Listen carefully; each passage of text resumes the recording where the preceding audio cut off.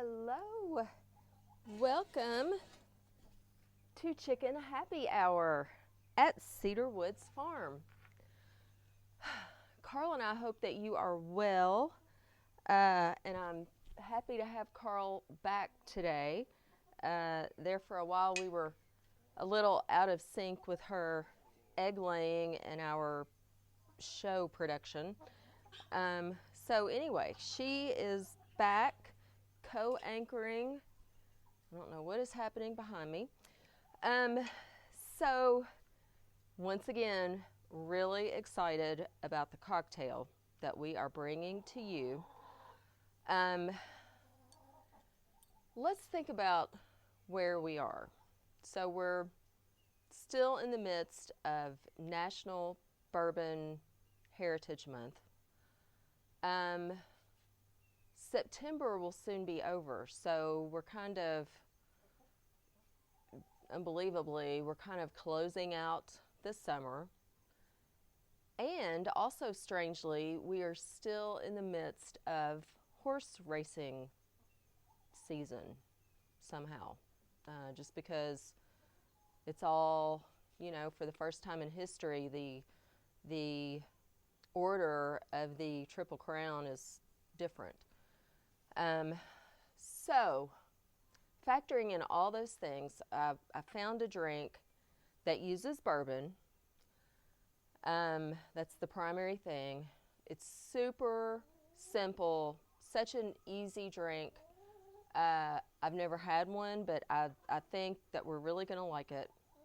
It also uses lemonade, which to me seems like a summer, we associate that with summer. But I think this would be a great cocktail to serve like at a cookout, just an end of the summer party or whatever. I just think this would really be good. And it happens to be the official cocktail of the Belmont Stakes horse race.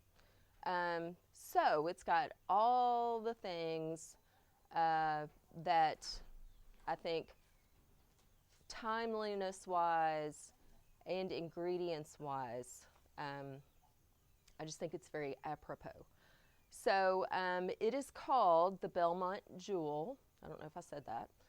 And I mentioned the order of the horse races, and we'll talk just a second about that, because I had never really thought of this. Everybody's heard of the Triple Crown and the various races. Here in Kentucky, we're all about the Derby. But this year, instead of the Derby being in May, it got put back, and it just happened a couple of weeks ago on September 5th. And usually it's the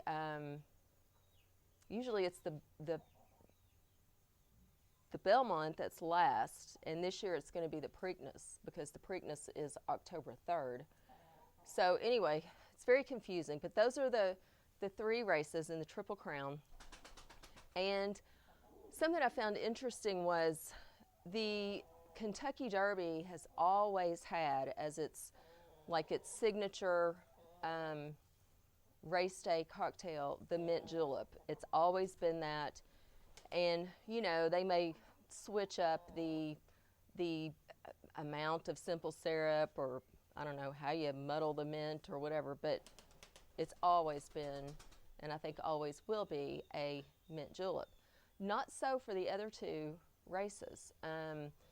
The Belmont has had one called the White Carnation, because the blanket of flowers that they used to put over the back of the winter horse was white carnations. Then it went to a Belmont Breeze, I'm not sure about the date, but I know that the Belmont Jewel started in 2011. So anyway, it's been, all over the board. The Preakness has always had the same name, but it's been a ton of different kinds of drinks. So it's always been the Black-Eyed Susan, but it's been a variety of different cocktails. So I thought that was interesting. And I also found it interesting because when I saw that the Preakness was October 3rd, I was like, oh, well, let's look up that cocktail and we'll fix that. It does have bourbon. It also has a whopping 700 calories. So, and then I looked up how many calories a Big Mac has, which is 330. And I was like, hell, I'd rather sit here and eat a couple Big Macs with Carl. You can make a Black-Eyed Susan, and we'll get our calories from our cheeseburgers. Are you asleep? Yeah, I couldn't believe that. 330 calories, 26 grams of fat, 6 grams of carbs. A Whopper, on the other hand, and I thought they were equivalent. 660 calories, 40 grams of fat, 49 grams of carbs. So, yeah, we'll do a couple Big Macs. You can do the Black-Eyed Susan. It's like a tall drink, but I guess because it's got bourbon, peach schnapps, vodka, orange juice, and sour mix. So that's where the calories come in, I guess. The schnapps, the orange juice, and the sour mix. But yeah, that 700 calories is too much for one drink because, yeah, I mean, you'd only want one with that, and who wants to do that? So anyway, this drink, like I said, simple, refreshing. I think it will be pretty because besides the lemonade, it also has pomegranate juice. In our case, it's a pomegranate blueberry because that's all I could find. But it's still got the pretty red color. So I think it's going to be a very refreshing, a very nice drink. So let's get started. And by the way, speaking of the Kentucky Derby, we're going to do a basil julep. In fact, we might do that next since we're doing this. We're talking about the races in this show. That would be fun, Carl. Carl's just taking a little nap. Basically, it's the same as a mint julep, only you use basil. Ugh. Okay. Well, this may be the first time that I've made a cocktail with a chicken actually on my lap. Oh, I also brought, the other day we talked about infusing bourbon with tea. So I brought the one that has the Earl Grey tea bags in it. And I will tell you, I didn't bring the other one, the one that had the cinnamon stick and the chai tea, but I took a little sip, took a sniff, and then I took a sip because it smelled so cinnamony, like the very next day. And it was, if you like, what's the cinnamon whiskey? Tastes like Red Hots. You know what I'm talking about. You don't have to buy that. Just get any kind of cheap bourbon or whiskey and put cinnamon sticks in it. I don't even know that I'm going to be able to drink it because it is so strong. Like you can't taste the tea. It's just cinnamon. So, but I brought this and we'll try. I want to do this other drink first, but we'll try that one with the Earl Grey here in just a minute. All right, so you want to put a couple of big cubes, well, maybe one big cube, in your your low ball. Okay, and then I've just got some regular ice. For once, my ice hasn't melted. This is fabulous. So I was talking calories. This drink, the way the original recipe reads, has only 137 calories and 8 grams of carbs. I, of course, doubled everything because it makes me angry to bring all this stuff up and then, have a drink that's like this much and this giant, even though it is a low ball. So I doubled everything. So I'm going to do 3 ounces of bourbon. So the original recipe is 1.5. I'm going to do 4 ounces of lemonade instead of 2, and I'm going to do 2 ounces of the pomegranate instead of 1. Okay, and then we're just going to shake that vigorously. So here's my pomegranate blueberry. It seemed like more than 2 ounces. All right, 4 ounces of lemonade. I tried to make the camera lower. I don't know if you can see today what I'm doing or not, hopefully, because I know that's annoying not to be able to see what's going on. And 3 ounces of bourbon.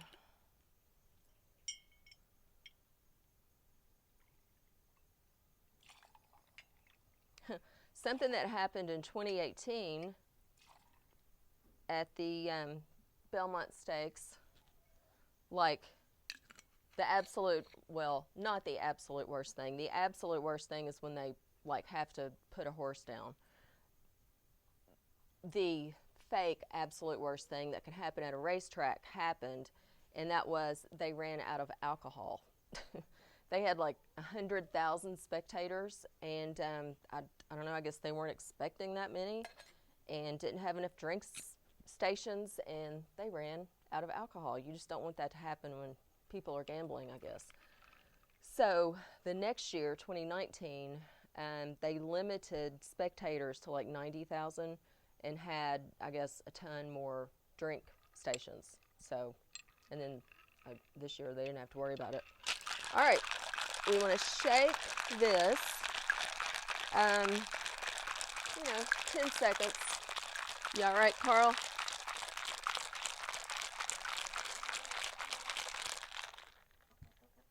Wow, now that I said all that, this it feels like a really big drink. Maybe I should have kept it to the original recipe. Well, Carl, that's enough for you, me, and 5 other chickens.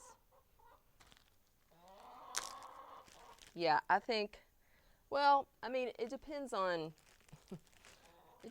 you and I guess what you're doing. If you're just sitting on the porch, the deck, all afternoon, I'm going to put a tiny piece of lemon in that. Then this may be your perfect size. Or it may be a little much. I'm also going to put a bourbon cherry in this. Hello, Carl G. Did you hear that there's an abundance of bourbon? All right, the Belmont Jewel.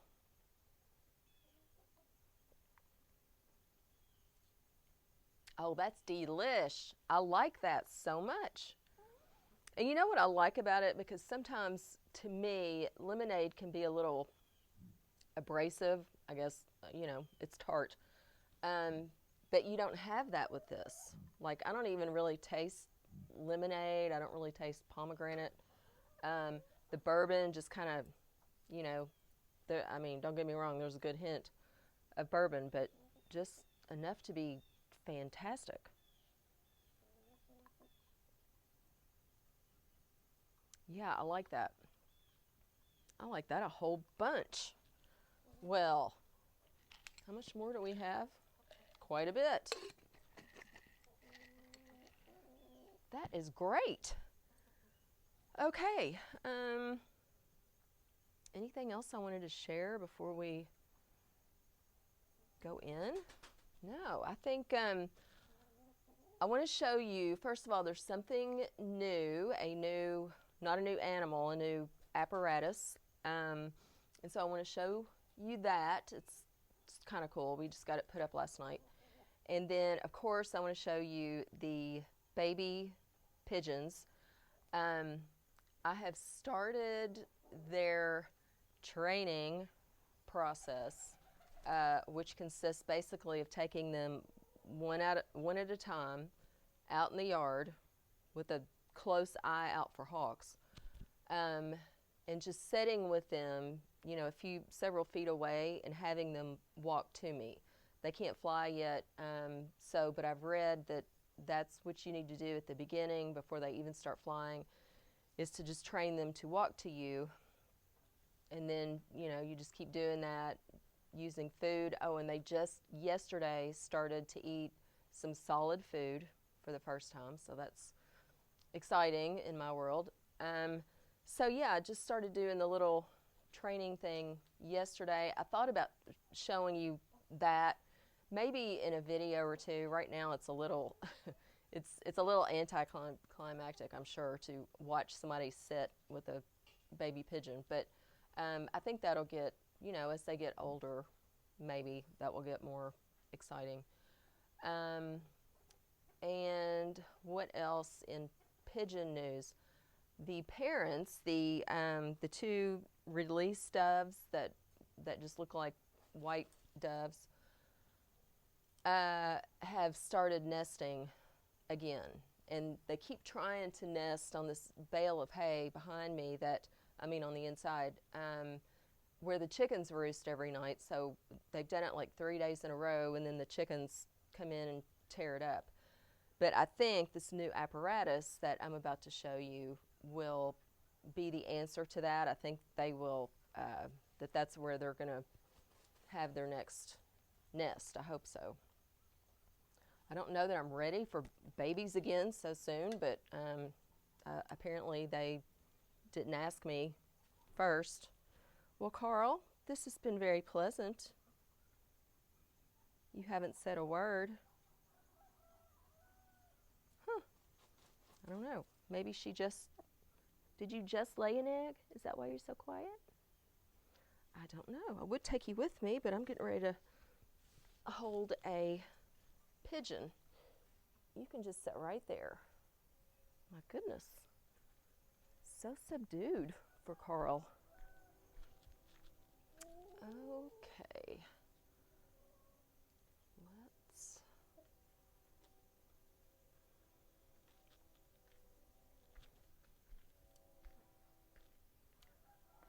Yeah, Carl is just acting weird.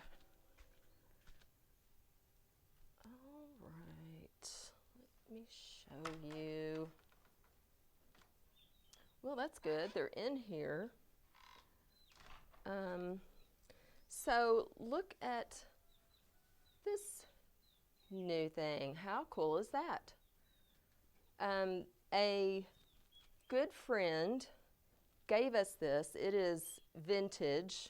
I don't know what year or era or whatever, but you can tell it is an old thing, which I love.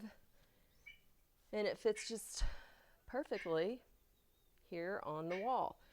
This bale of hay on the other side of this room is where these two keep trying to nest. But last night we left them in here, like in this room. Oh my gosh. And when we came in this morning, they were in here. And you can see where I see their feathers. No eggs yet. But that is the hope, is that that's where the next set of eggs will be, is right there. So once again, I will be able to bother them and make sure that they are super tame. These little guys are still doing great. I put a picture of the one with the huge hair on my Instagram yesterday. Pigeon is still broody. And look how much these guys have grown. So this is the spotted Saxon. Hey, buddy. This one's really getting sassy. And this is the white pigeon, homing pigeon. These are used as release doves. And I'm going to try to do this. Okay, come here. All right. So this is what we do. Like, whoo, I've got a parent right behind me. This is what we do every day. See how tame they are? They're just so sweet. They've still got the fuzz on their heads.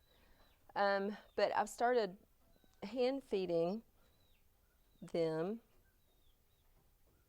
and I think we're making progress. And then look, she just hops right back up there. Aw, are you hungry? All right. Hello, you. Okay, well, I'm going to get out of here because I feel that maybe the parents are getting ready to feed them, which is good. I worry about that. I mean, oh, look. Okay, wait. Look. Oh, I'm so excited to get this on film. So the parents have a milk substance in their crop. It looks crazy when they feed them. Do the other one.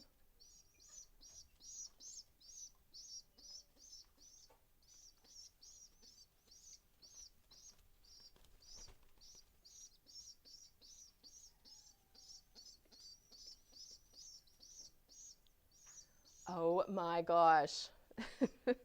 For the first time in pigeon history, I'm sure, that was captured on film. I'm so excited that I got to show you that. So yeah, what I was about to say is I'm giving them some, hand feeding them some solid food, but that's good that the parents are still feeding them because they, especially the smaller one, doesn't really know how to, like it pecks at the food, but I don't think it's even actually eaten anything. So that's, my heart was thumping there. So that's good that the parents are still feeding them. Yay! All right, let's see who's doing something important here. Oh, you look cranky, Helga. So Helga, look at her poor head, still healing. That is from when Bob, the peacock, attacked her, which is why Bob is now on the outside. Wow, everybody is just chilling out here. Hello, you. In other news, we lost, literally, like it flew away, the Lady Amherst boy pheasant that we just got like 2 weeks ago. If you remember, we had him in this outside part just to kind of get used to things, and a couple days ago we thought, it's time. It's been 2 weeks. Oh, it's feeding time again. Hold on. From a different angle.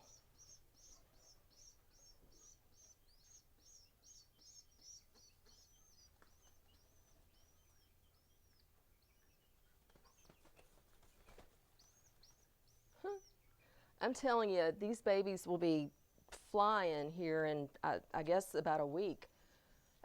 So anyway, a couple days ago, we thought it's time. We'll let everybody out in this area here. And I guess he was just so freaked out because a couple of these fancy pheasants were chasing him. And he escaped just like a little crazy criminal. He squeezed out of that. And we hoped that, he might come back. Sometimes even wild birds will do that, but he did not. He's probably 100 miles from here now. So that's the second one we've lost. The first one died, and then this one we literally lost because it escaped. So, all right, I'm going to get my drink and head back in here because this is very fascinating. All this pigeon happenings. So we got babies growing up, we got eggs on the way, we got Carl just sitting over here.